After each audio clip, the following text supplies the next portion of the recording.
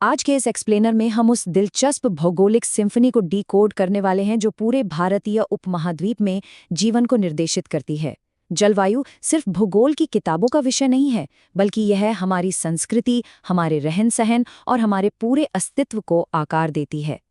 तो आज की हमारी चर्चा कुछ इस तरह आगे बढ़ेगी। सबसे पहले हम मौसम और जलवायु का अंतर समझेंगे, फिर भारतीय जलवायु की विविधताओं और नियंत्रक कारकों पर बात करेंगे और अंत में भारत की ऋतुओं से होते हुए मॉनसून के उस अटूट बंधन को समझेंगे जो पूरे देश को जोड़ता है। चलिए शुरुआत करते हैं अपने पहले और सबसे बुनियादी सवाल से। मौसम और जलवायु में आखिर फर्क क्या है? अक्सर लोग मौसम और जलवायु को एक ही मान लेते हैं, है ना? दिलचस्प बात यह है कि तापमान, वायुमंडलीय दाब, पवन, आर्द्रता और वर्षण जैसे मूल तत्व दोनों में बिल्कुल एक जैसे ही होते हैं, लेकिन बड़ा फर्क समय का है। मौसम किसी खास समय में वायुमंडल की एक पल भर की अवस्था है, जैसे आज बारिश हो रही है या कल धूप थी।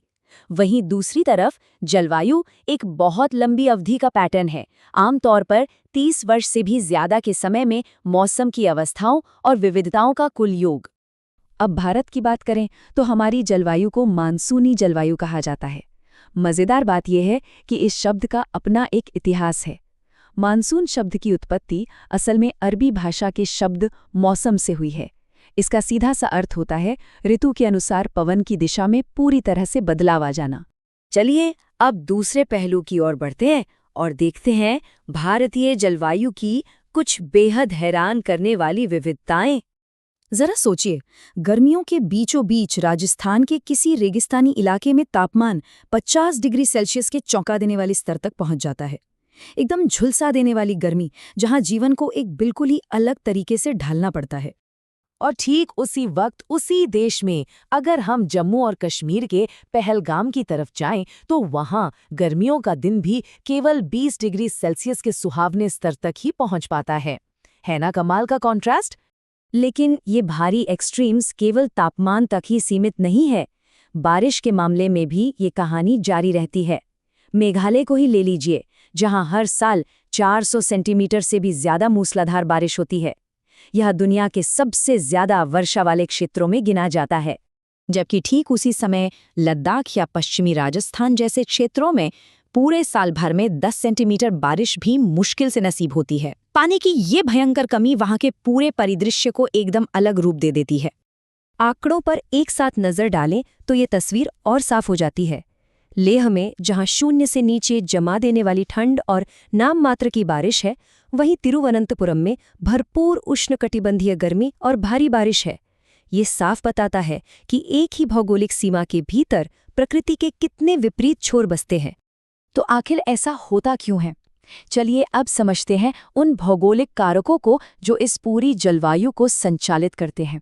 मुख्य रूप से 6 ऐसे कारक हैं जो दुनिया में किसी भी जगह की जलवायु को तय करते हैं: अक्षांश, ऊंचाई या तुंगता, वायु दाब एवं पवन तंत्र, समुद्र से दूरी, महासागरीय धाराएं और वहां के उच्चावच लक्षण। लेकिन आइए देखते हैं कि इनमें से कुछ चीजें खास तौर पर भारत को कैसे प्रभावित करती हैं। सबसे पहले बात ऊंचाई की। उत्तर में खड़े ऊंचे हिमालय पर्वत सच में एक अभेद्य ढाल की तरह काम करते हैं। अगर ये नहीं होते तो मध्य एशिया से आने वाली सर्दियों की जमा देने वाली ठंडी हवाएं सीधे उपमहाद्वीप में प्रवेश कर जातीं। इन्हीं पर्वतों की बदौलत भारत में सर्दियां अपेक्षाकृत हल्की होती हैं। अक्षांश यानी लैटिट्यूड का रोल भी बहुत अहम है। कर्क रेखा देश के बिल्कुल मध्य भाग से होकर गुजरती है। इसका नतीजा ये होता है कि हमारा एक ही राष्ट्र 2 पूरी तरह से अलग जलवायु क्षेत्रों में बंट जाता है। आधा हिस्सा उष्ण कटिबंधीय और बाकी आधा उपोष्ण कटिबंधीय। अब जब हमने इन नियंत्रक कारकों को समझ लिया है तो चलिए भारत की 4 प्रमुख ऋतुओं के चक्र को देखते हैं। हमारा पूरा साल एक बहुत ही सेट पैटर्न पर चलता है। मध्य नवंबर से शुरू होने वाली ठंडी शीत ऋतु, फिर मार्च से झुलसाने वाली ग्रीष्म ऋतु, उसके बाद जून में मानसूनी बारिश का वो बहुप्रतीक्षित आगमन और अंत में अक्टूबर-नवंबर के दौरान मानसून की वापसी। ये वो निरंतर और शानदार लय है जो पूरे देश की गति को तय करती है। और अब बात करते हैं अपने आखिरी और सबसे अहम टॉपिक की, मॉनसून। जो सच में हमारे लिए एक अटूट बंधन है।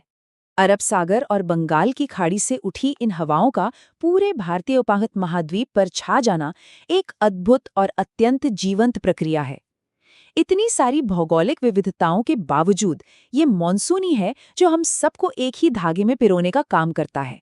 जरा गौर करें तो हमारा पूरा इकोसिस्टम, वनस्पतियां, जीव जंतु, हमारी खेती का चक्र और यहाँ तक कि हमारे रंग-बिरंगे त्योहार भी सब कुछ इसी मॉनसून की लय पर नाचते हैं। हर साल देश के हर कोने में इन बादलों का बेसब्री से इंतजार होता है।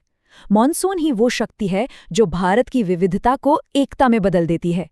आज के इस एक्सप्लेनर को हम एक बहुत ही गंभीर और अहम सवाल के साथ खत्म करेंगे। आज जब ग्लोबल वार्मिंग और जलवायु परिवर्तन के कारण बेमौसम बारिश और सूखा लगातार बढ़ रहा है, तो सोचने वाली बात यह है कि क्या हमारी प्रकृति की ये नाजुक और खूबसूरत सिम्फनी जो सदियों से इस पूरे उपमहाद्वीप को जीवन दे रही है, यूं ही सुरक्षित रह पाएगी? इस सवाल पर विचार जरूर कीजिएगा।